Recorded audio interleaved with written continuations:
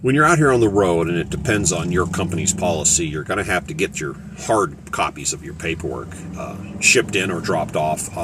My head office is in Toledo, and they have an option where if you happen to be driving by, it's happened once, you can actually drop your paperwork. It's open 24 hours. And but out here on the road, after you gather up some loads, you got to mail the paperwork in, and I just have a little supply of legal envelopes, and you mail. It's like $2.50, not going to end the world. And I just, wherever I'm at, I Google, post office near me, and it gives you post offices and all the derivatives thereof, the little private companies. And the closest one to where I was mail, what was it? The UPS store, which I used to work at UPS. They're not affiliated. And I walk in there and I say, how you doing? And I just want to mail this little less than 2 ounce package. And they go, okay. And they weigh it on the scale and they go, we need your driver's license. And I went, do you now? They go, well, our company policy says, we have to have a file on you in your driver's license number. And I said, no, you don't. And I picked up my envelope and left.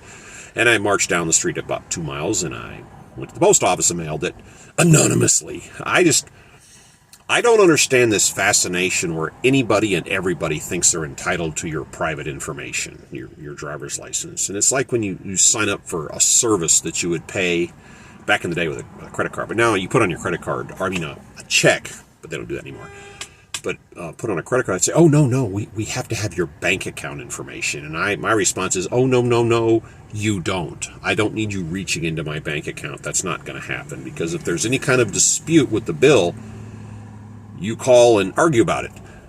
But if they've already reached into your account and taken it, boy, it's a little hard to argue because they're just going to ignore you. So I don't do that either. But I was really surprised by that. So if you're out here and if you like to be private and you don't feel like giving your private information to everybody, the UPS store is not the place to mail your stuff from. Just passing that along.